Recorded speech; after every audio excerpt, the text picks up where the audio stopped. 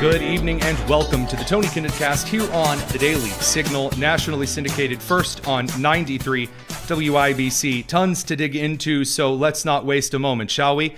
There are a series of fuel shortage riots in Russia, China, and other countries. And you may say right off the bat, Tony, there's a ton of news here at home today. Why would I give the flip of a wooden nickel about what's going on elsewhere? Well, because China plays a very central role in some of these particular Supreme Court decisions. And because Russia is throwing all of the concerns about Europe and how the rest of kind of the Western ecosystem is operating, what's going on there right now is actually rather important. So right now, there are dozens, if not hundreds, of fuel shortage riots in Russia and China, as well as a couple of other countries we're going to get to in a second, due to the Russian-Ukrainian war.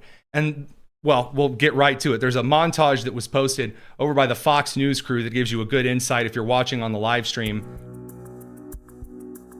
Brawling at packed gas stations while chaos spreads through multiple regions from the far east to the far west. And this stems from a couple of fistfight points. So first of all, the fuel crisis in Russia has escalated into a conflict, not just between the Russians and kind of their other allies in the region who really want some oil exports from China, which they weren't getting it because of the Strait of Hormuz crisis, with Iran not being able to ship tons of oil to China. And as I told you, they had depleted a lot of their reserves.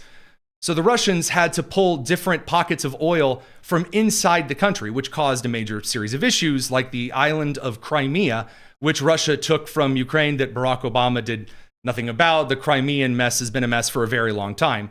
But because Ukraine has launched a series of increasingly successful drone strikes, according to the Wall Street Journal, it's plunged Crimea into blackouts, fuel shortages, and a tourism collapse. Who on God's green earth is touring in Crimea right now? I'd really like to know, but that's beside the point. The fuel crisis in Russia has escalated into a conflict intra-regional between Crimean Russians and then Russians from the nearby Krasnodar region. So the residents of Krasnodar Krai are complaining that non-Russians from Crimea have occupied their gas stations.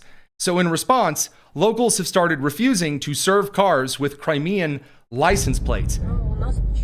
And it's pretty wild to watch, because what you essentially have are Russians fighting amongst themselves from different regions because of the fuel shortages that aren't getting any better at all. In fact, you actually have people who are showing up to these gas stations with the Crimean license plates who are getting the ever-living crap beaten out of them as gangs of individuals roll up, grab the individuals out of the vehicle, and just start beating the ever-loving Ruski snot out of them.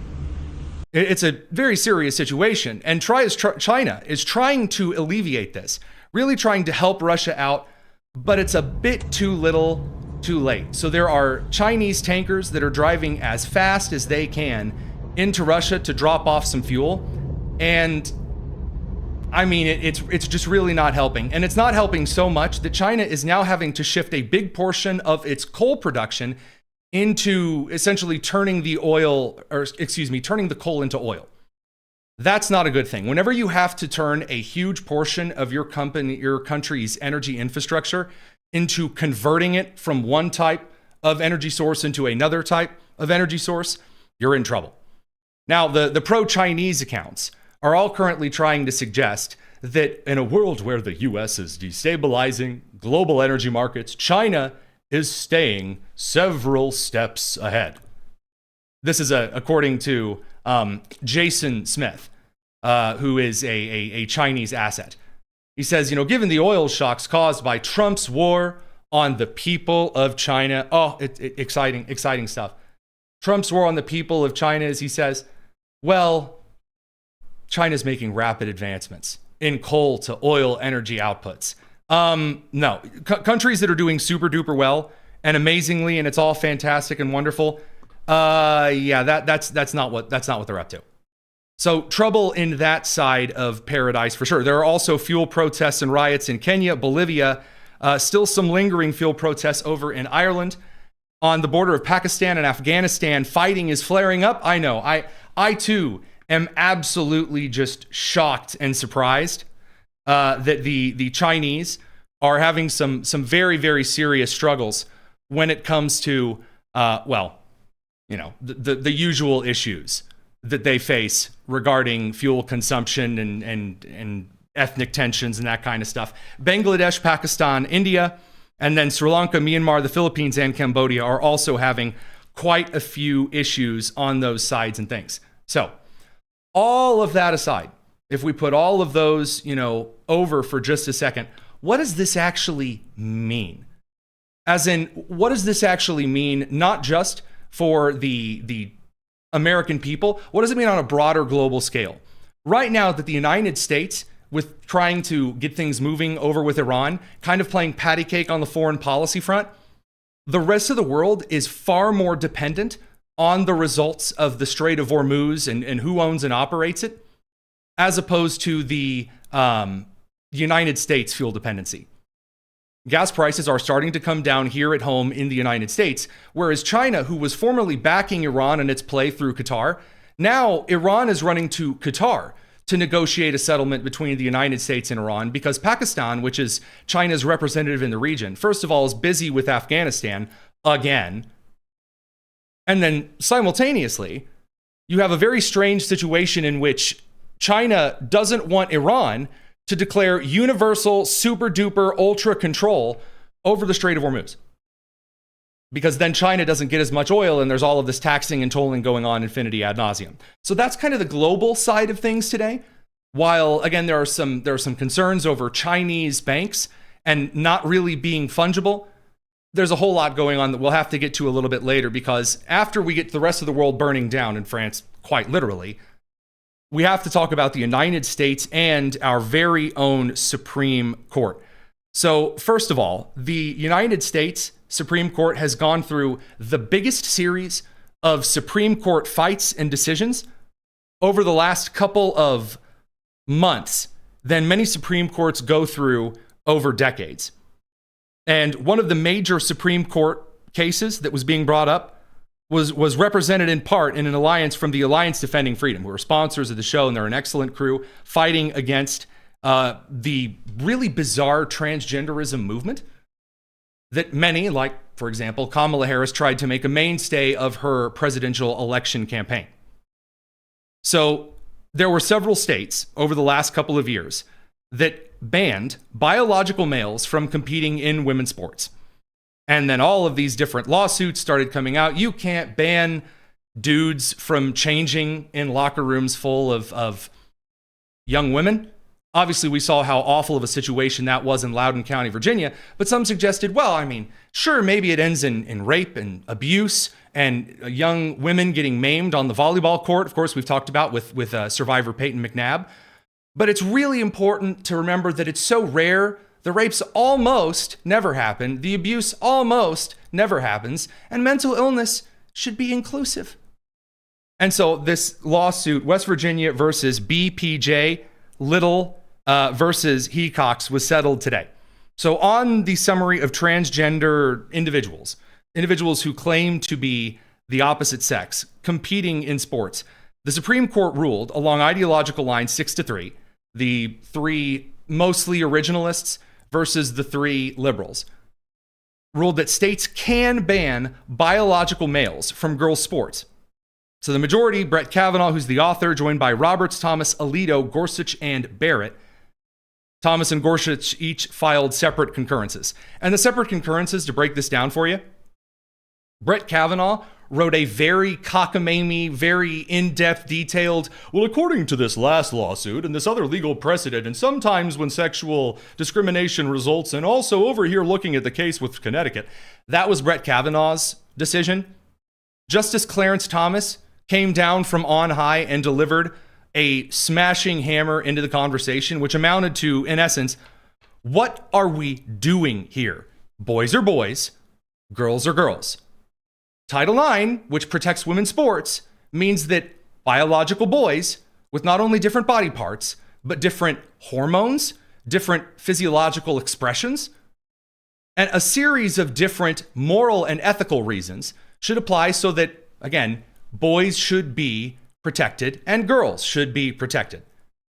And of course, the left lost their ever-loving mind instantly. Radio crew, we'll catch you guys on the other side of your commercial break. We've got more to dive into. It's a very full show tonight. It's the Tony Kinnett Cast here on the Daily Signal. We'll continue on the live stream.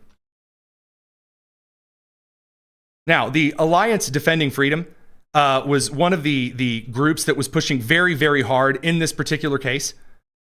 So first of all, the Alliance Defending Freedom crew wrote in a Fox News article, quote, "In a decision that defends justice and biological reality, the court upheld laws in West Virginia and in Idaho that preserve fairness and safety for female athletes by keeping men out of women's sports. This ruling effectively upholds the laws of 27 states and then called for the other 23 to act."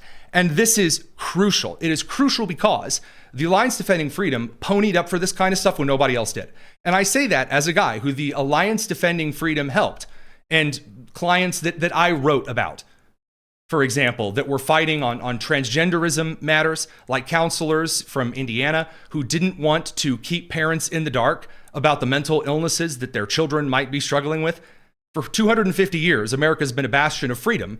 And looking ahead to the next 250, that freedom being ours to defend means you need groups like the Alliance Defending Freedom to stand in courtrooms like they did here across the country to protect the very freedoms that Americans cherish: life, free speech, religious freedom, parental rights. And these freedoms are at the core of who we are as a nation. They must be preserved. And because the ADF is approaching a critical fiscal year-end fundraising deadline, fighting these courts, fighting these battles, it's not cheap.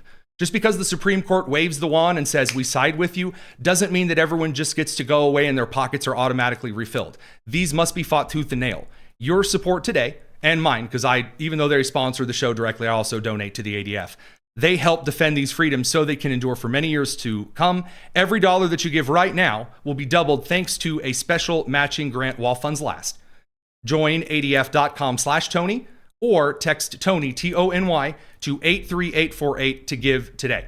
So that's joinadf.com/Tony or text Tony, Tony, to 83848. I'm very, very picky about sponsors for the show. They deserve a massive victory lap on this Supreme Court decision today. And of course, the media immediately lost their minds over it. Here you go. We just got a really important case about transgender athletes in student sports. And it does appear that here the Supreme Court says that states can bar transgender students from playing on girls' sports teams. So this is expected based on what we saw in oral argument, but it's the latest in a series of defeats for trans Americans amid political backlash, especially in conservative states. Now, this is significant because roughly half of the states in this country have similar laws, but this is one of the big cases that we've been watching. We just got it. We didn't have a chance to go all the way through it, but it does appear that the Supreme Court is allowing states to ban transgender athletes from playing in girls' sports. I love it so much. Just you can hear the contempt. It continues. It's great. MRC sending us these clips. Yeah, and as I mentioned, this in many ways is not a surprise given this high court. It has ruled against transgender care for minors. It has ruled in favor of the Trump administration when it comes to banning transgender people in the military, requiring birth, sex, and passports. Now, as you just reported, they're upholding these state bans or restrictions on transgender athletes playing. And also there's a political element of this. Of course, This is an issue that is enmeshed in the culture wars in America, even though a very small percentage of Americans are transgender. So that's the argument. Well, it's a very small number of people. It's a very small percentage. So what's the problem? What's the deal? Why care about this at all? That's what's truly hilarious about this. The law is not based on how many people care. The law is not based on how many people are affected. The law is not based on whether or not you want to rule on something. The law is based on what the moral and ethical requirements are for the legal implications of force by the government to maintain and protect the rights of Americans. That is why law exists at the local, at the state, and at the federal level. The Supreme Court ruling here today just simply are making the case.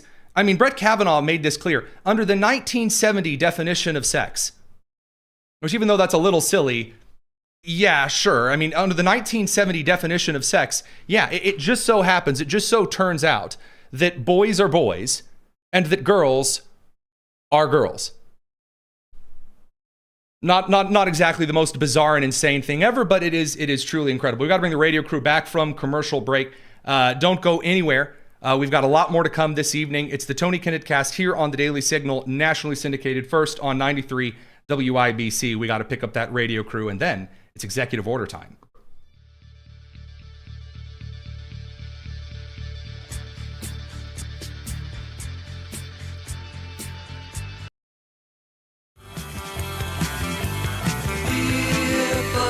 It's the Tony Kinnett Cast on 93 WIBC.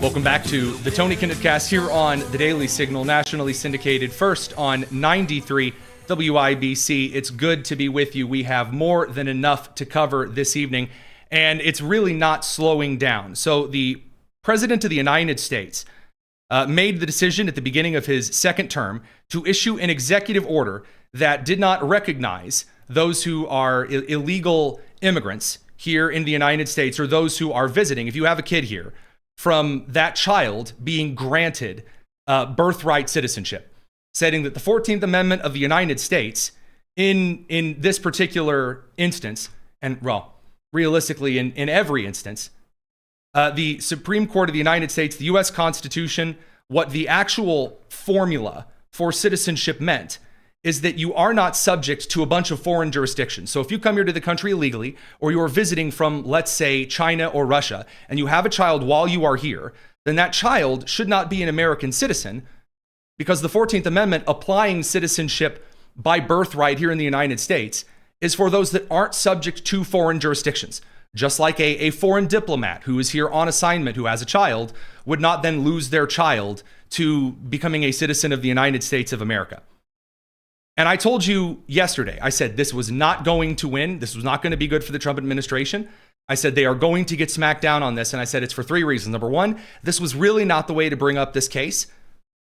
Number two, I said the Supreme Court is going to get really, really, really wishy-washy. I said you're going to have people that are going to argue, well, sometimes and sort of, but not quite. And the last thing that I made is my prediction, is that here in the Supreme Court's case, that you are going to see some very, very bizarre smacking down of the 14th Amendment that's going to cause a lot of heartache over the next couple of years. Unfortunately, I was correct, but I was wrong in one way. I thought that the majority opinion here would essentially be what only Brett Kavanaugh's opinion was. What does that mean? Well, the Supreme Court technically ruled 6-3, but that's not really quite true. The Supreme Court really ruled 5-1-3. So 5 members of the Supreme Court, Chief Justice John Roberts, Sotomayor, Kagan, Barrett, and then Jackson, voted that the executive order violated the 14th Amendment of the United States, and therefore suggested that clarified and interpreted the United States 14th Amendment to the U.S. Constitution to mean that if you are born here on the soil of the United States and you are not an ambassador from another country, those are the two rules. If you are born here, you're automatically a U.S. citizen, no ifs, ands, buts, or coconuts. You are granted U.S. citizenship.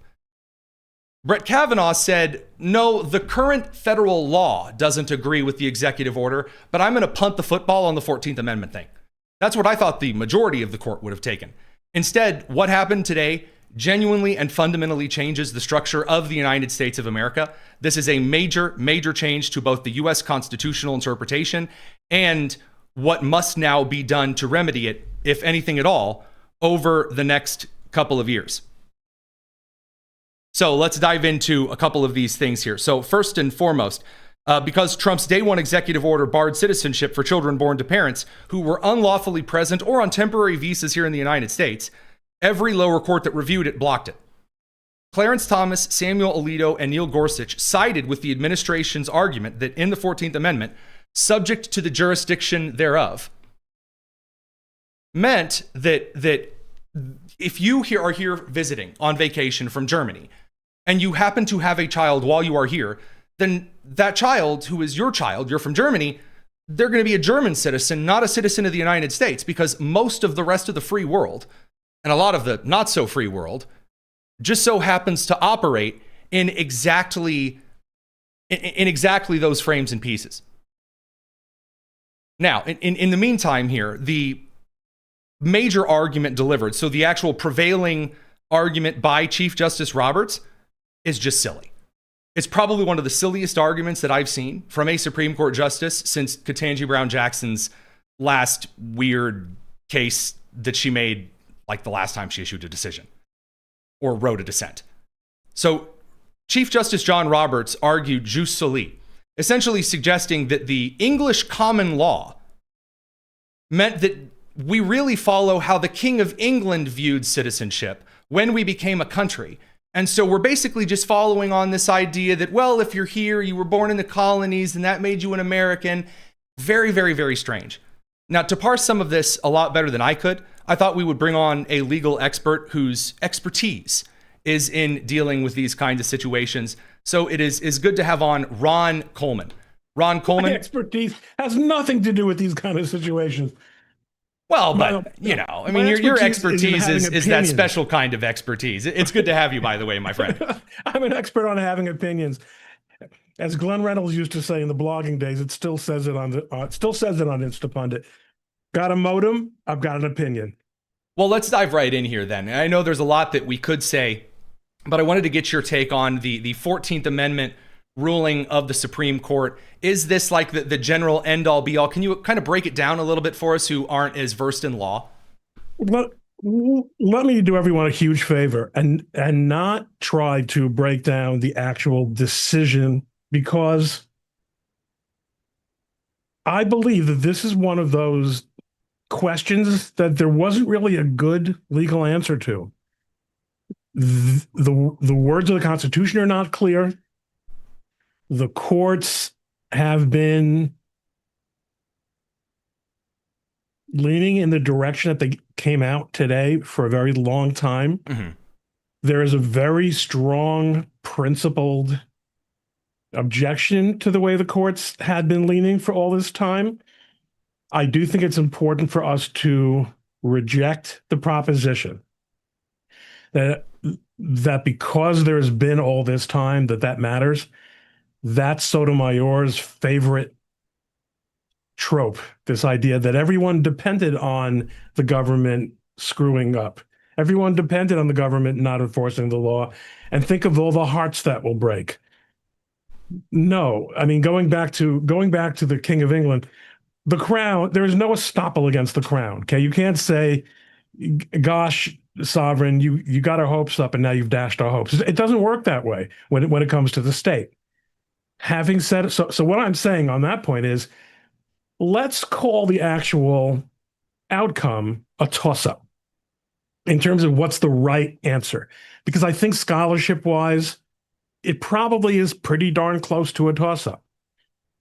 Next question is, what can we learn from the fact that Justice Roberts joined the left-wing justices in order to reach this opinion?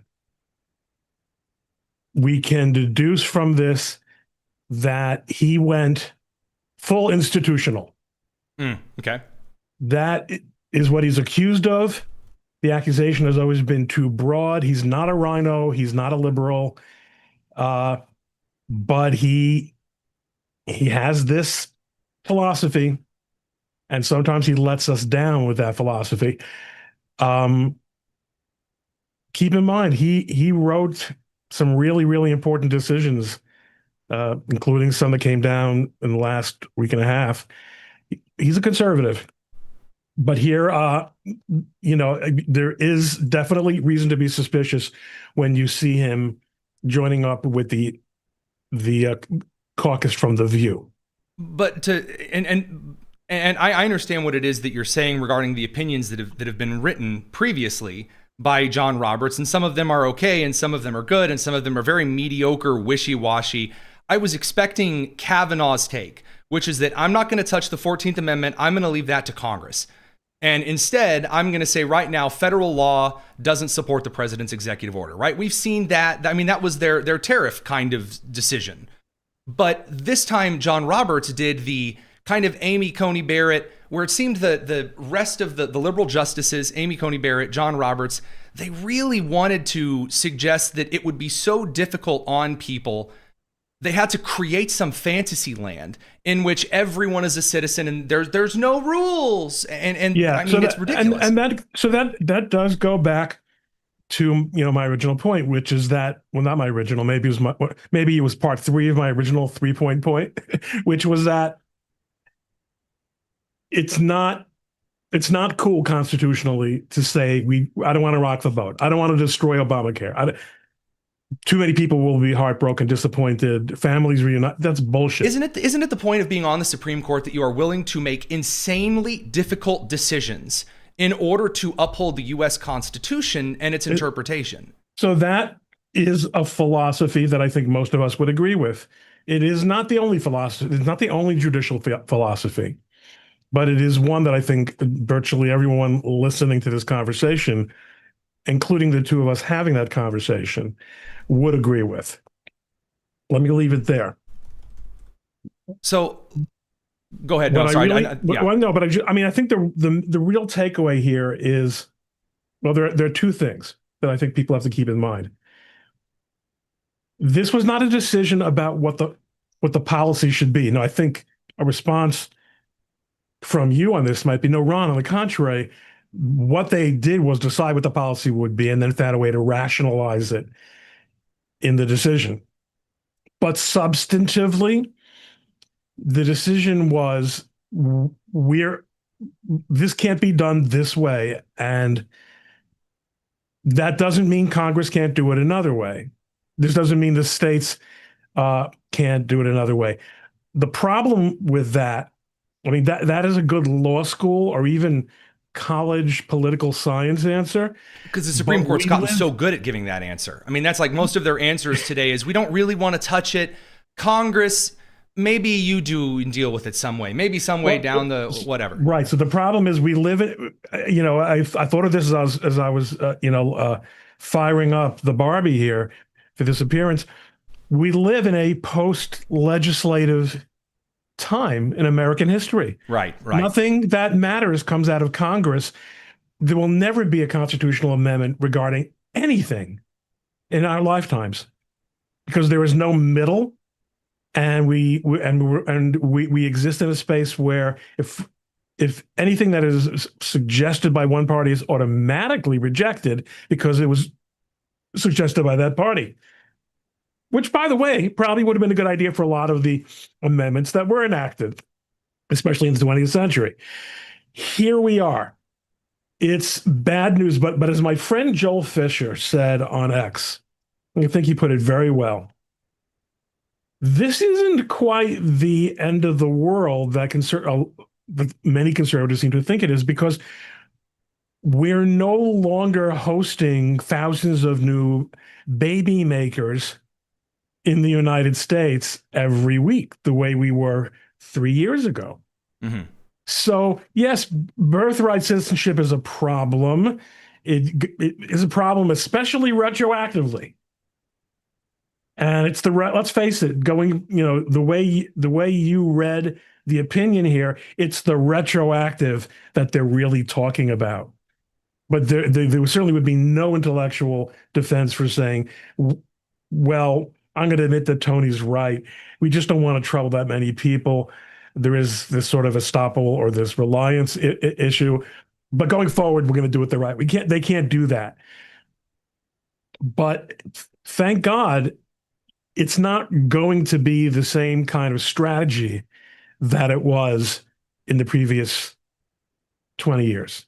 I think that I'm getting a little radio notification. I'm going to have to chip away as they start to wind back from commercial. But I just want one kind of final take on your perspective on where it goes from here. And I've seen a lot of constitutional suggestions, an Article 5 convention, or a law passed by Congress. Is there anything substantive other than, I say we're in the post-legislation stage? It's going nowhere. This is what it is. This is how it's going to have to be. It's going to have to be about enforcing the border and existing laws. The State Department and the DOJ are it, period? This is it. Wow. Enjoy it. Live it or live with it. Well, you know what? I'll take it. Thanks for stopping by and giving us a couple of minutes of your perspective on this. Pleasure. I know you're really, really busy. I really appreciate it. I really am. See you later, Tony. But still, thanks very much, dude. My pleasure. All right, so let's tackle a couple of the actual executive order and the Birthright Supreme Court case stuff here, because there really is, when you're looking at this kind of at a 30,000 foot view, there are some good things that are going to come out of this. And I'm not trying to silver lining you guys. You know, I hate that kind of a thing. I'm not trying to tell you, well, actually, this is a blessing in disguise, because it's not. I want to give you the actual opinion of the Supreme Court. I want to give you the dissent. And then I want to tell you where it's going next, because it is, in fact, going somewhere, and it's going somewhere pretty important. So the actual opinion of the Supreme Court is that because the United States derives from some fancy King of England granting of citizenship, then that means that the 14th Amendment was created to just magically allot everyone citizenship. That's their argument.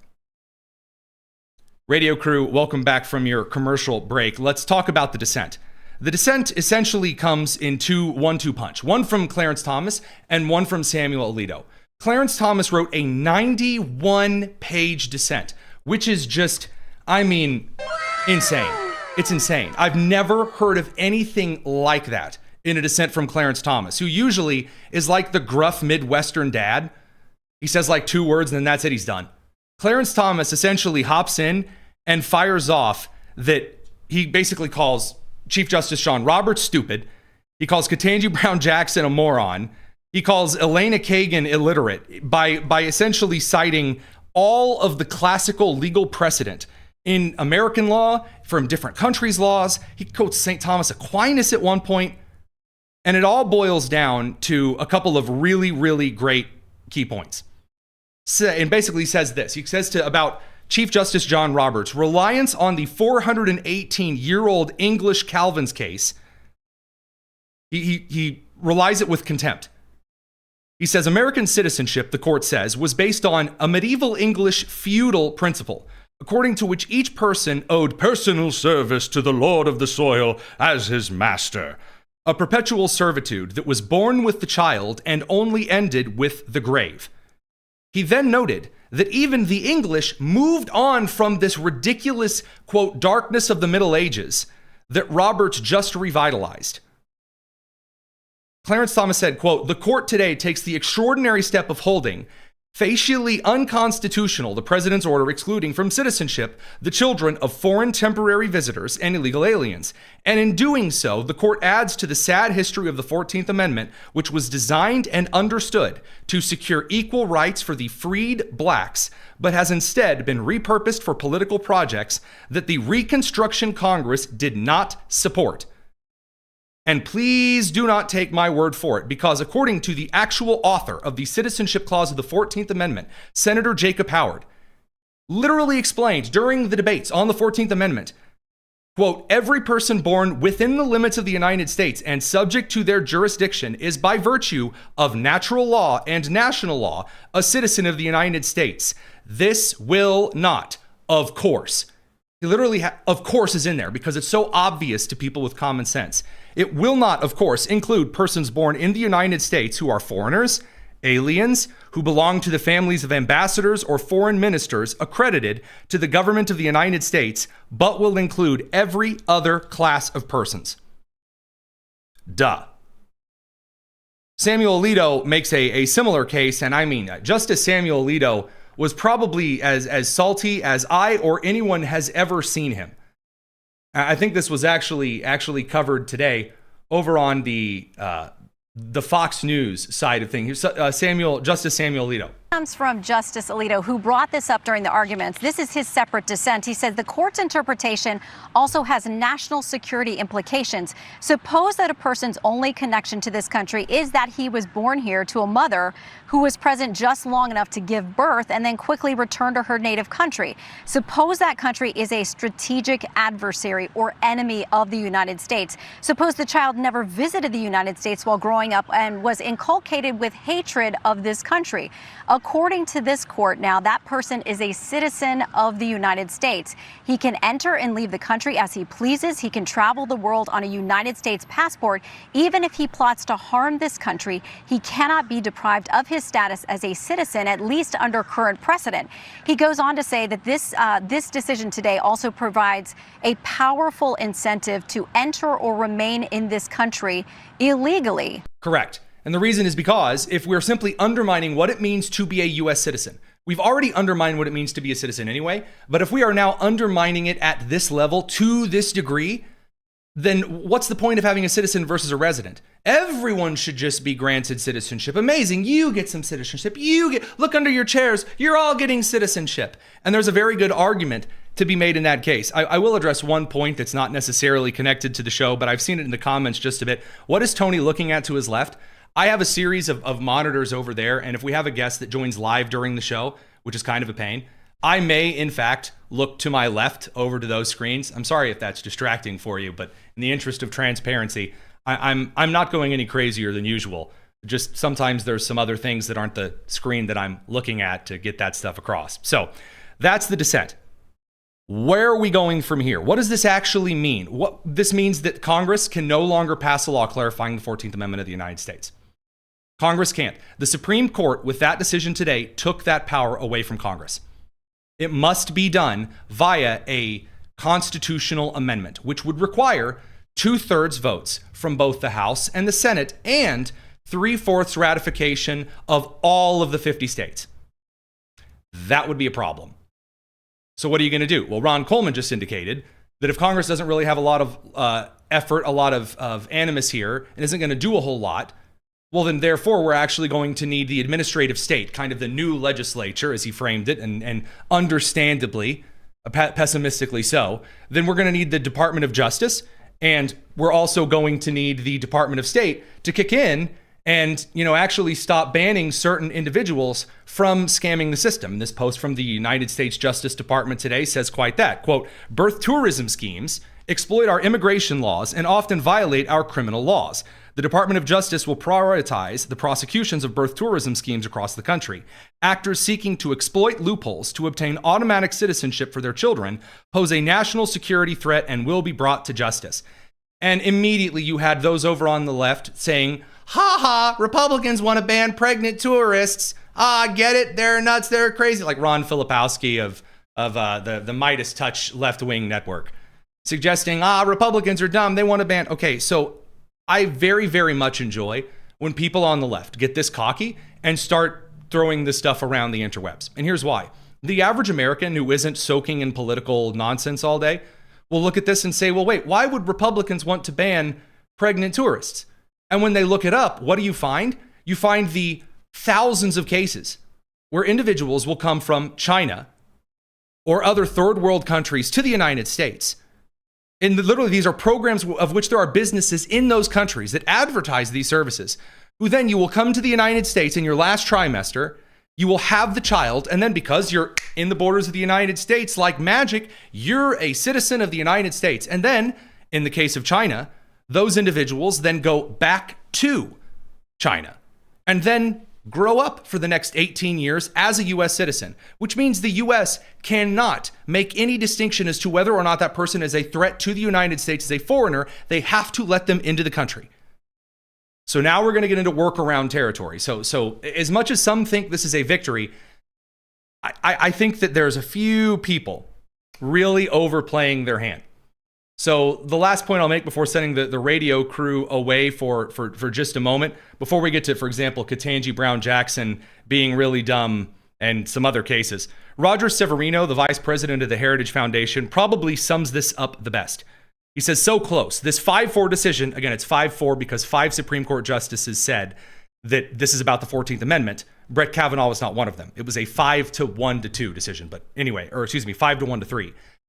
He says this 5-4 decision favoring birthplace citizenship, President Trump should immediately amend his executive order to apply to U.S. territories, which are not automatically bound by the 14th Amendment. Trump should keep, there are a lot of U.S. possessions in the Pacific that China really amps the birth citizenship tourism thing up in.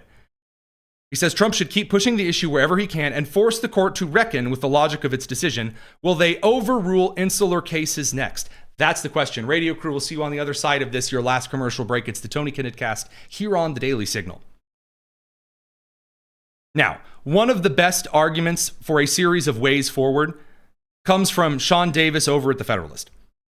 He says, number one, you could have just full nullification. States issue birth certificates. U.S. states issue them. So states like Texas and Florida could just stop issuing birth certificates to non-citizens.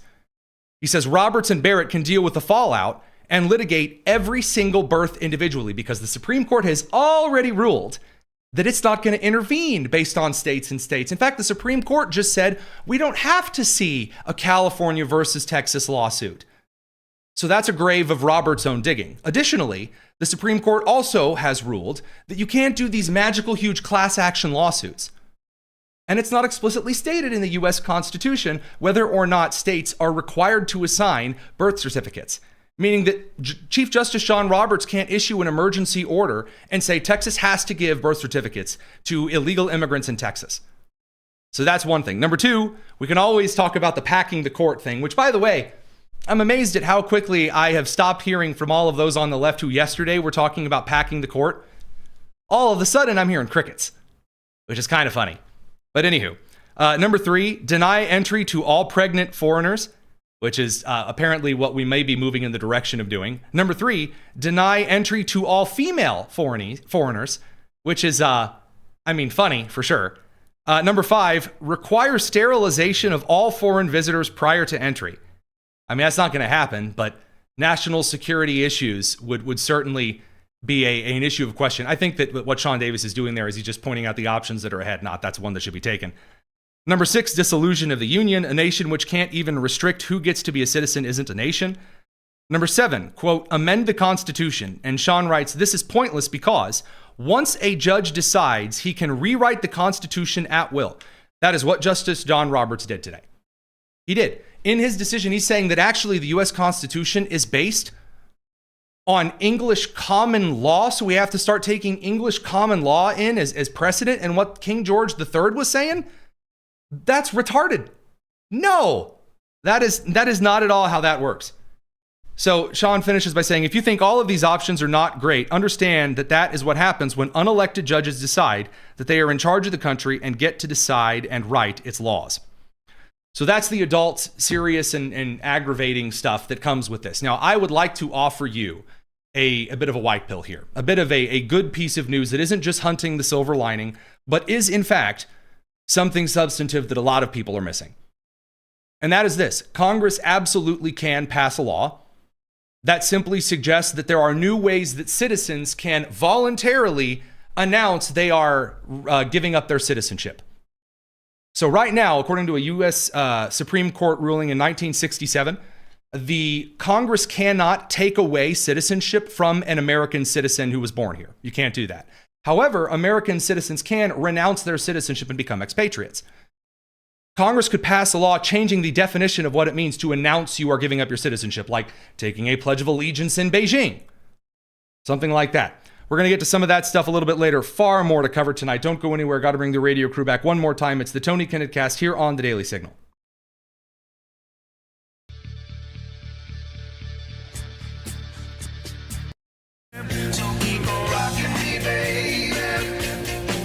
This is the Tony Kinnett Cast on 93 WIBC. Before we get to the Supreme Court case that everyone is going to be talking about tomorrow, and again, that's where we're headed, so stick around, I could not help dunking on Ketanji Brown Jackson opinion. She also wrote an opinion for this Supreme Court decision, and her little addition is so embarrassing. She is now a Supreme Court Justice of the United States, is now quoting TikTok again in her Supreme Court decision. She writes, in the aftermath of the Civil War, those who championed the 14th Amendment, both within and beyond Congress, understood the assignment. So it's just great that whenever I'm having a day where I'm annoyed with the Supreme Court on some decisions, I really do love watching Ketanji Brown Jackson remind every single one of us why just because someone has the title judge next to their name or has degrees, that they automatically deserve your respect. So really, really special. Again, she's the same justice who did the wait for it line earlier this year that made everyone cringe and just want to crawl into a hole. Now, what is everyone going to be freaking out about from like now until tomorrow? And I say that because as we've started the show, Congressman like Representative Ro Khanna, who really wants to be Speaker of the House, and Chuck Schumer and Politico, all of these articles are now coming out now that Democrats have had their day in the hay with, well, an NPR story that's really freaking funny that we're going to get to. We're going to get into the Supreme Court case that's going to have Democrats really mad about for the next several weeks. So here's the news that like nobody's covered yet today. In a case, NRSC versus the FEC. I know, exciting stuff. Basically, a Republican committee in a lawsuit against the Federal Election Commission on campaign finance. Essentially, since Watergate, federal law, the FECA, has capped how much money a political party committee can spend in coordination with their own candidates. So if you have like a national Republican Senate committee, they have limits, $65,000 for House races to $4 million for large state Senate races. So the NRSC could only spend so much money against Graham Plattner in Maine or for Ted Cruz in Texas, etc. So super PACs and outside groups like teachers unions or the pro-democracy fund and other not really but named poorly institutions over on the left, well, they have no limits whatsoever. So if the National Republican Senate Committee wants to raise money, it really can't pass a certain level. But if the Center for Progress, Love, Hugs, and Democracy wants to raise $1 bajillion and spend it frivolously, it's totally allowed to. So at the time, Senate candidate J.D. Vance, the NRSC, and the NRCC, as well as Representative Steve Chabot, filed a suit challenging the caps as a First Amendment violation. And Brett Kavanaugh found that the limits are unconstitutional. And by the way, that's good. That's fine. The idea that we should be restricting how much money gets to be spent in elections is ridiculous. It is a Bernie Sanders idea. I will remind you yet again, Tom Steyer in California, a billionaire, spent oodles, canoodles, and toaster strudels of his own money to try to be the top of the California gubernatorial ticket. And he didn't even make the general election. He got bent over and spanked. Money enough ain't enough to buy a ballot. Hillary Clinton outspent Donald Trump in 2016. I mean, the idea that if you just spend a ton of money, you automatically buy elections is not at all true. It's not. It's been passed off for ages. Now, the Democrats are losing their ever-loving minds about this. I mean, Ro Khanna is in full panic mode. He said it's over. The Supreme Court has ended elections. It's terrible. He's so outraged. Here you go. This is just from a couple of, I'd say about a half an hour to an hour ago. The Supreme Court just struck down all spending limits on political parties. This means the Republican Party or the Democratic Party can spend unlimited amounts of money on this election coming up. So by the way, that's actually not true. They can't just spend unlimited amounts of money. It's just that there's no longer a limit in coordination with a campaign. So if House leadership or Senate leadership wants to work with your campaign, they can do so. By the way, people were already getting around this anyway because there are loopholes galore. This just makes the playing field level. Now Republicans get to play on the very same line that the Democrats get to play. Because before, the Democrats would just say, oh, it's the teachers union, wink, that's donating billion. Well, I don't know where it's coming from. Wow, strange. Or you can donate it to Act Blue, and then Act Blue will assign the money. Ooh. Yeah, that kind of crap, that's ending. And the Democrats are upset about it because now Republicans get to play by the same rules. You know who initiated this? J.D. Vance. He brought this lawsuit in 2022 when he was a candidate.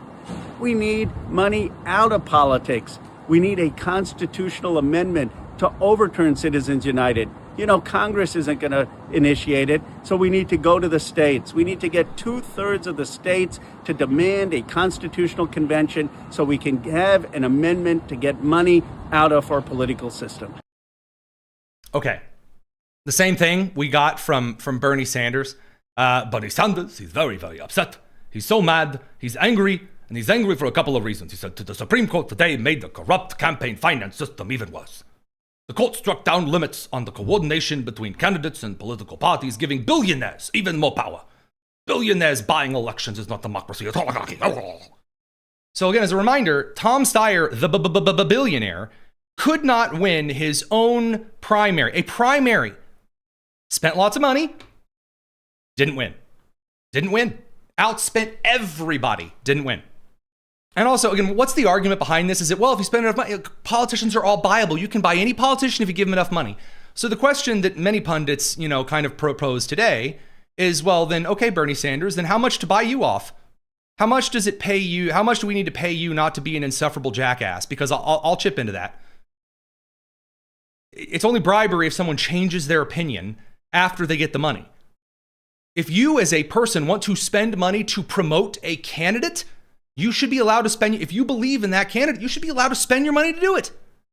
The idea that the Democrats are the only party that gets to play that game and Republicans have to have their hands tied behind their back is dumb. It is ridiculous.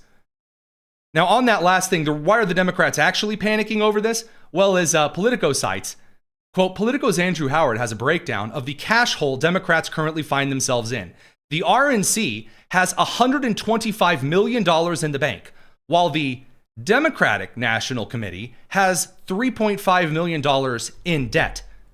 The NRCC has $82 million, and the DCCC has only $73 million.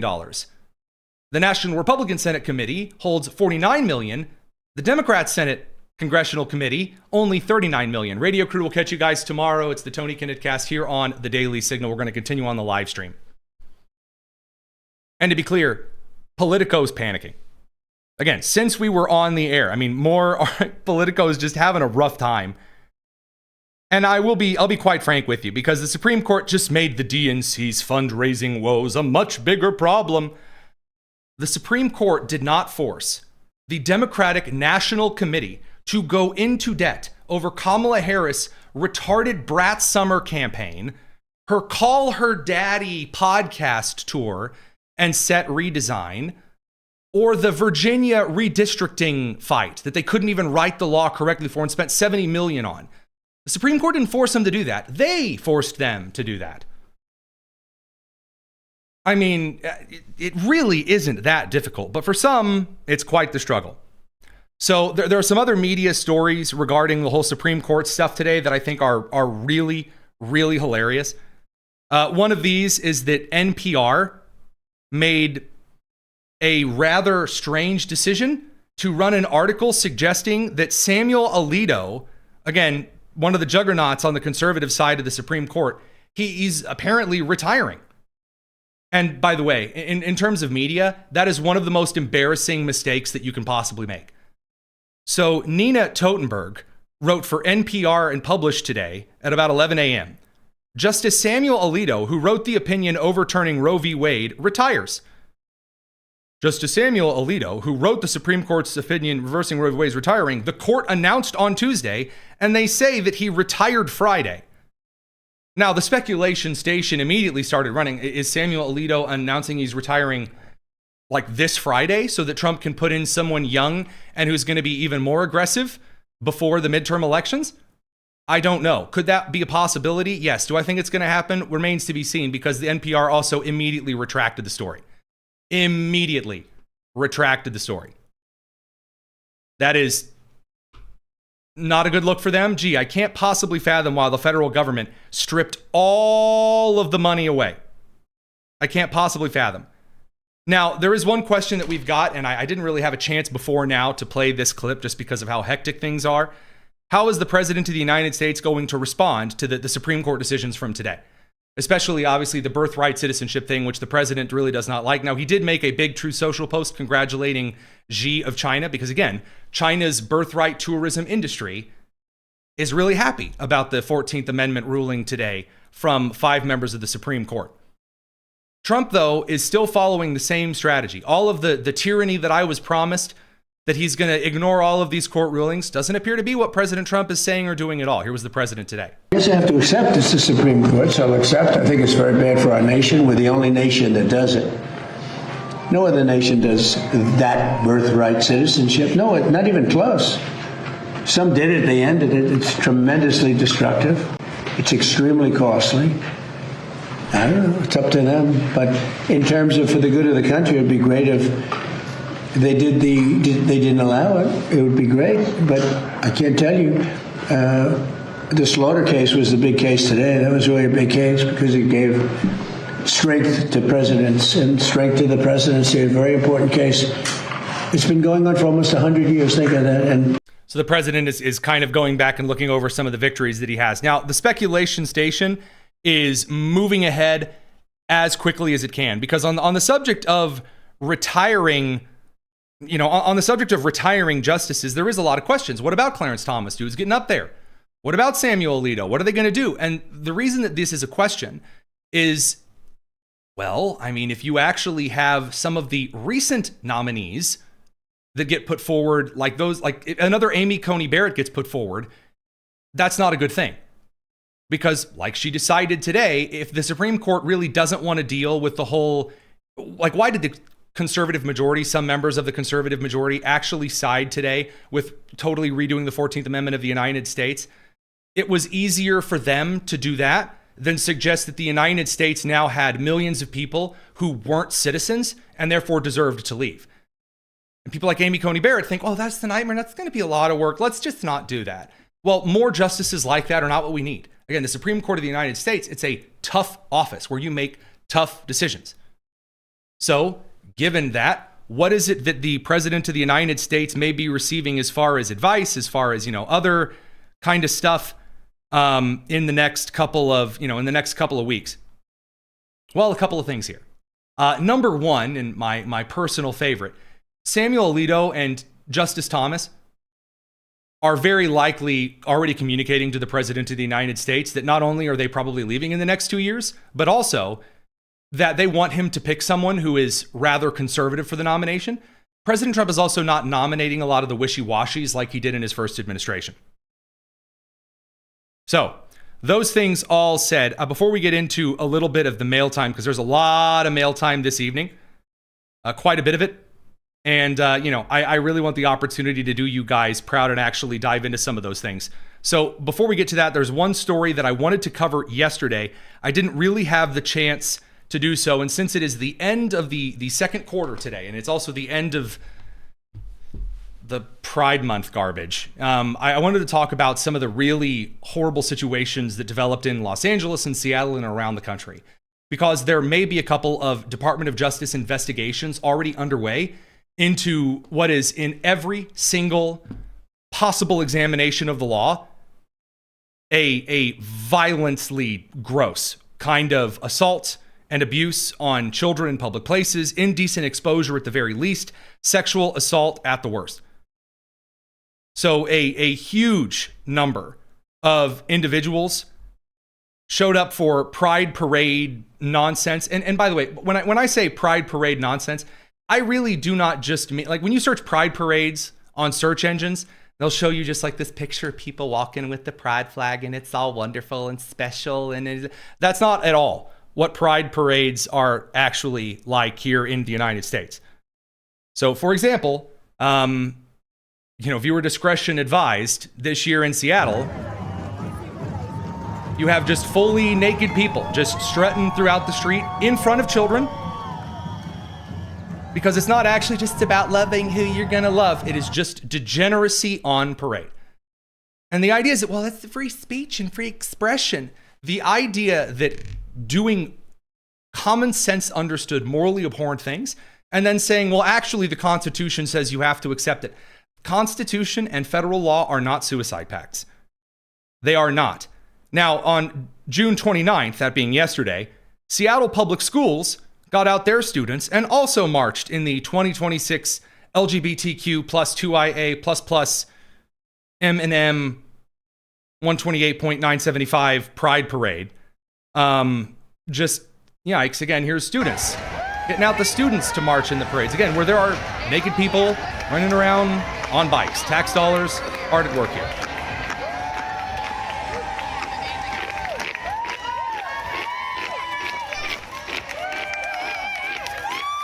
Just something special. I mean, yikes. I hesitate to share this last picture. There's actually a video of this, but I do not have the heart to share this over on the live stream. Fully naked adults, including men who are running around like fully erect, right up in the face of small children. So in Seattle, around a fountain that Glenn Beck says that he used to visit, decades ago, there were grown men naked and whose penises were out, fully erect, right in the faces of small children at this water fountain. So first of all, the parents who took their children to this event should absolutely receive some form of corporal punishment. Absolutely. Also, every single individual who showed up to a public event like this and then walked up to children fully naked, I mean, again, corporal punishment would probably be putting it a little bit lightly. Truly, truly disgusting stuff. I can see why the, again, more clips from the, just the debauchery on display in Seattle. Again, riding bicycles naked, and then there's a child right there. But who are they even hurting? They're not hurting you. Why would you even care? If you need an explanation, you're already beyond saving. Now, I'm also sharing this. San Francisco in 1979, back then when they just told us, oh, this is just about gay freedom and pride and stuff, back then fully clothed. I mean, again, I think that pride parades are silly and ridiculous, but certainly would prefer this to, the kind of garbage that it ended up. But alas. That said and aside, I want to dive into a little bit of the mail time bag this evening because there have been a lot of really great questions, a lot of spicy questions regarding the Supreme Court today. And I want to do my best to make sure that we actually get a little bit of time to answer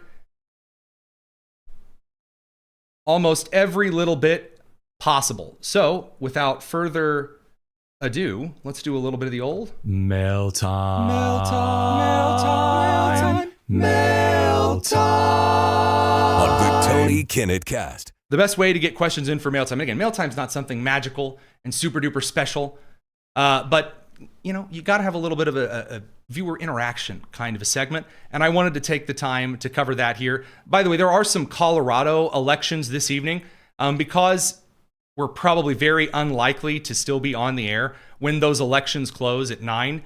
I'm not going to, stick around and try to cover all of those. We'll do some of that stuff tomorrow. Now, that said, I want to get into the mail time stuff. The best way to get into mail time, in our description, you will find a link to our Discord. That is a place where we have a dedicated channel just for people to ask mail time questions. I know you have a lot of great questions on the live stream side, and we love having these comments. Not always a guarantee that we're going to see them, though. So that's why we've created this kind of separate way and place here. Couple of questions here this evening that I think are pretty good. So one question is from a guy named Steve. He said, do you think the Supreme Court Birthright Citizenship decision handed the GOP the 2026 midterms as the Dobbs decision handed the Democrats the 2022 midterms? No, and false premise. So no, I do not believe that a Supreme Court decision in the end of June is going to hand Republicans the election. Now, is it going to give Republicans a lot of opportunities to run on certain things? Absolutely. Is this also going to give a lot of credence to the Save America Act momentum? I think it will. Now, is that going to amount to the hill of beans? You actually have to push through the Senate to do so. So far, we've seen kind of the establishmentarian Republican representatives, like Kevin Bacon in Nebraska, trying to celebrate the Supreme Court decision today, and he is being absolutely roasted and then some. So I very, very much doubt that you're going to see Republicans suddenly, or Don Bacon, not Kevin Bacon, Kevin Bacon, LOL, Don Bacon. Do I think that's going to give Republicans some magical boost, into the midterms? No, I don't think so. And also, did Dobbs give the Democrats the midterms in 22? Nope. There was this idea that suburban women were now mad. You took away my abortion. I'm going to go vote. And the actual voting in the election, suburban women were not actually an outsized voting group like everyone thought they were going to be. So the idea that Supreme Court decisions are out here changing hearts and minds in the election, yeah. Nope, not at all. Sorry, that's no data supports that whatsoever. From P Camp said, I have a question or a couple of questions. Well, we'll see how far we get here. Why don't the Republicans use their majority in the Senate and the House to their advantage right now? They should threaten to expand the Supreme Court, then offer this kind of all branch, have the House pass a law that requires a 2/3 majority in the Senate to expand the Supreme Court. Yes. Okay. So I talked about this with producer Daniel this afternoon. This is what's called cutting the thread behind you. So you go ahead and you do your little final stitch, and then you cut the inroads to that stitch behind you. No one can get to the stitch. A very, very weird little saying that I'm pretty sure very few use from sewing. I remember it from my home ec teacher. So there you go. A little extra, little bonus there. Thank you, Mrs. DeSutter from Shenandoah Middle School. So what about this idea? We're going to threaten to pack the courts, and then we're going to pack the courts to 11 justices or 15 justices, and then we're going to slam the door behind us, and Congress is going to pass a law, or the Supreme Court's going to issue a ruling that says, okay, no more packing. That's not going to be a thing. If the Senate can't even pass the Save America Act, there is no way in Dante's frosty hell or the more biblically accurate, very fiery infernos of the lake of fire that you are going to see the current Senate of the United States pass. If they can't even get rid of the filibuster, they're not going to pack the court. That ain't happening, Captain. I really don't see it.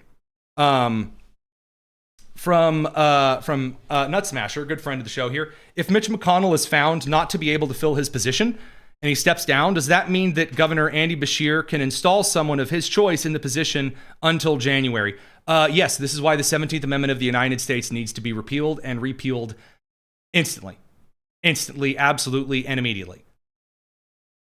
So, just throwing out here, I'm really hoping moving forward that there is kind of some reflection on how the United States looks at its legislature, but you're going to actually need to see a court system that doesn't interfere in the weirdest of ways. And again, that's why I think that when a position is put in front of the Supreme Court, they should make a very definitive explanation. From Deanne, how long does it take for merch orders to reach us? That's a great question. So the orders come from a site called Printiful, who we use for a lot of our stuff. They actually were the merch provider for me back when I ran like the little U.S. Ministry of Truth store. And I got this mug when I ordered it from the merch store in like a week or two. I think it gives you like an estimate kind of for that thing. So there's my answer to you there. There are a couple of other questions, some that are on the saltier side, and I absolutely would be more than happy to give the time of day to. So there was one that was really, really salty and asking if I was going to wear a yarmulke or something. And I wanted to give that the time of day because I think that it's aggressively ridiculous. And I always enjoy watching people be really dumb. All right. Well, I'm not seeing it in the mail time chat. I thought it was in here though. Asking if, from Lewis, when will Tony start wearing his tiny hat sent to him by his master and then spelled Tel Aviv wrong, Tel Vive? Maybe that's like a special city in Central America? Tel Aviv, arriba. I mean, I give you my exact opinion here on the show as it comes based on the news of the day. That's my take. I don't try to sugarcoat it. I don't try to black pill it or poison it and make it really gloom and doom. I try to tell you exactly what I'm thinking. You may notice that today, I really didn't mention Israel at all. You did. And if you are so obsessed, like certain podcasters who say that everyone talks about Israel way too much, but you're the only one releasing episodes about Israel every single day, my dude, I think you've got a problem, and gotta watch out for those Jews in the closets, under the couch.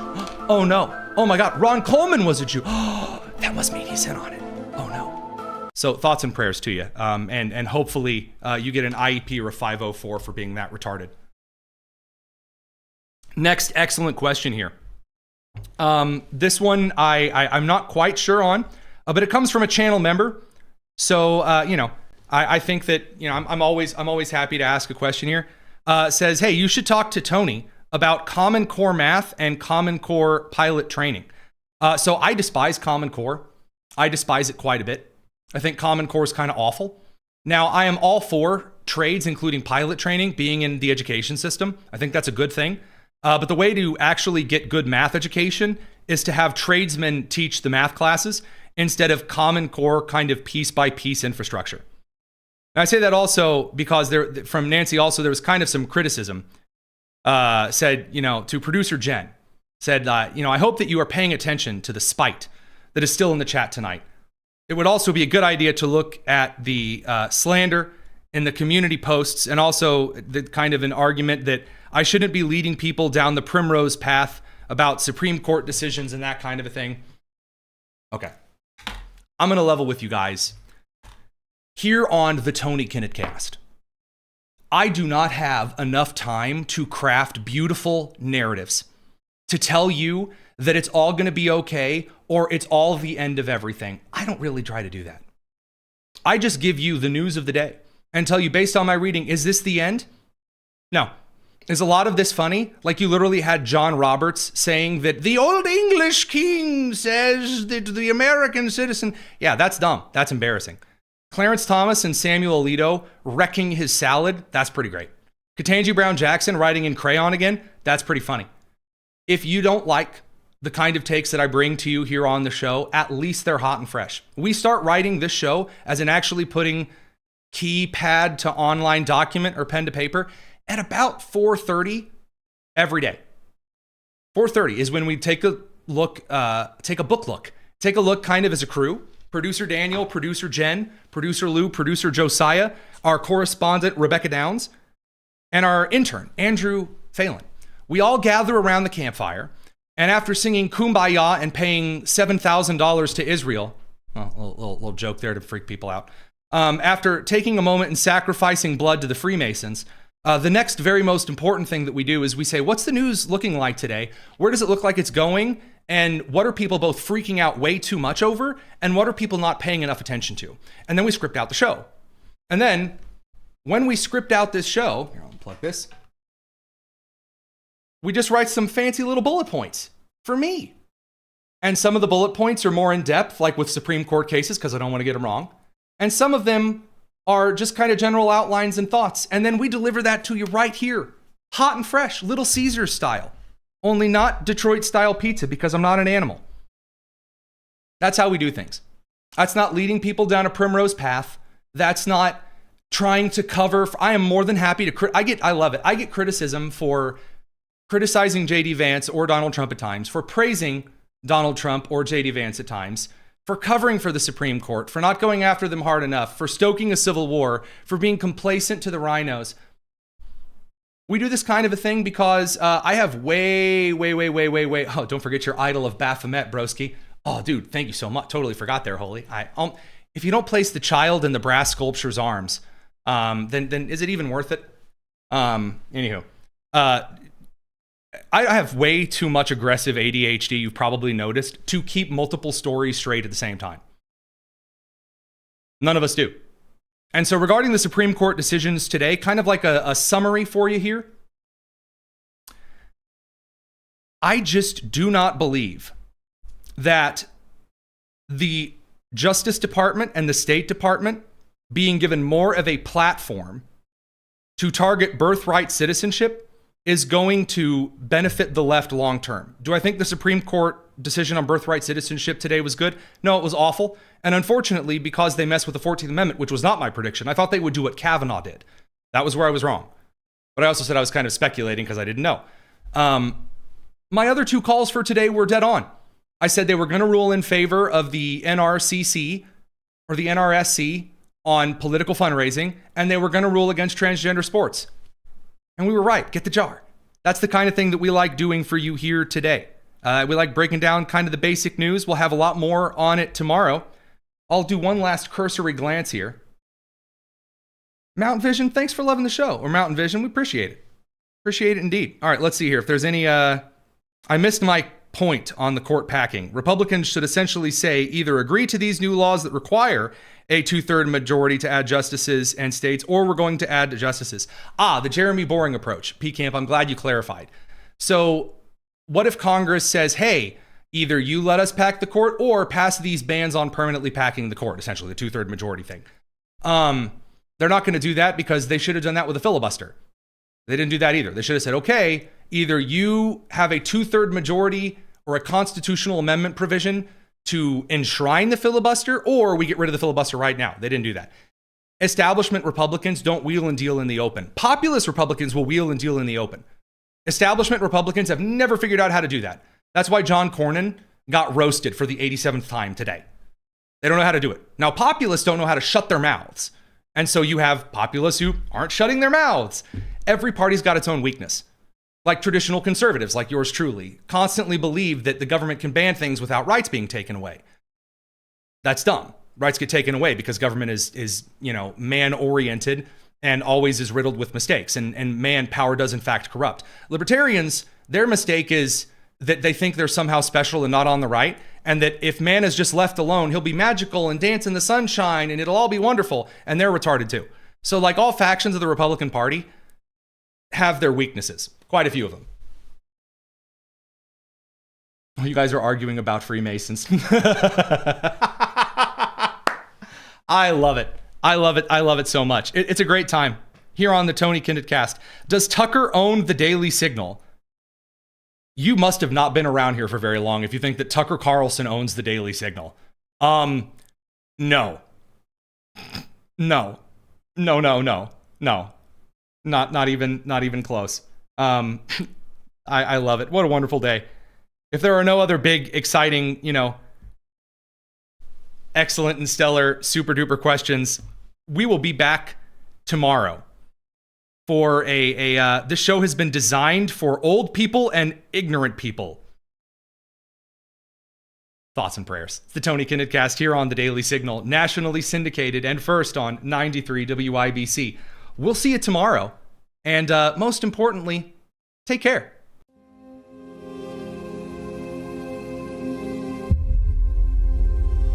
We hold these truths to be self-evident, that all men are created equal,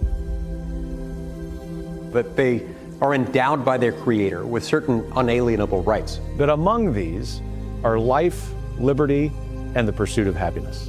That to secure these rights, governments are instituted among men, deriving their just powers from the consent of the governed. That whenever any form of government becomes destructive of these ends, it is the right of the people to alter or to abolish it. And to institute new government, laying its foundation on such principles and organizing its powers in such form as shall to them seem most likely to affect their safety and happiness.